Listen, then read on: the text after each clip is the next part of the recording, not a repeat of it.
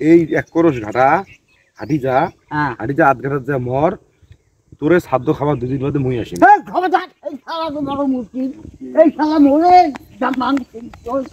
দাদা ইফতির ভাই যে আসা কথা ধান নাই ওই না না দেখাস না ও এটি আসবে আমার শোক শ্রেণী বরবাদ হয়ে যাবি রে দেখাস না কেরে বেলা কত দূর তোমরা এলাও এই জায়গার মধ্যে পড়ি আছেন মানে সাল্লা বাদ দি চাল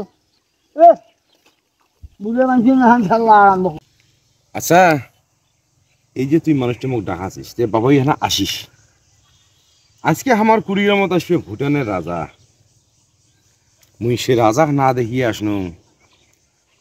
তোরে ডাকত সারা দেওয়ার জন্য আর তুই এলাও এই ফাঁকা ময়দানত পড়িয়েছিস যাবো কোনবেলা খাবো কোনবেলা আসবো কোনবেলা এলে তোর কাজের কথা আর মুই কথা কইলে তো এলাকাও ভাগাচ্ছি হ্যাঁ তাড়াহুড়িয়া করে আসনুম গাছ তেলও যাও না এটা কাজ করতো তুই আমার এখানে চাড়ি যেত বলুন না কথা মেলে নাই হ্যাঁ কেন তেলা দেওয়া নাই হাতত যেন তেল দেন ফেরা দেওয়া নাই মুখ শুকাইছি তুই মানে চাটি দে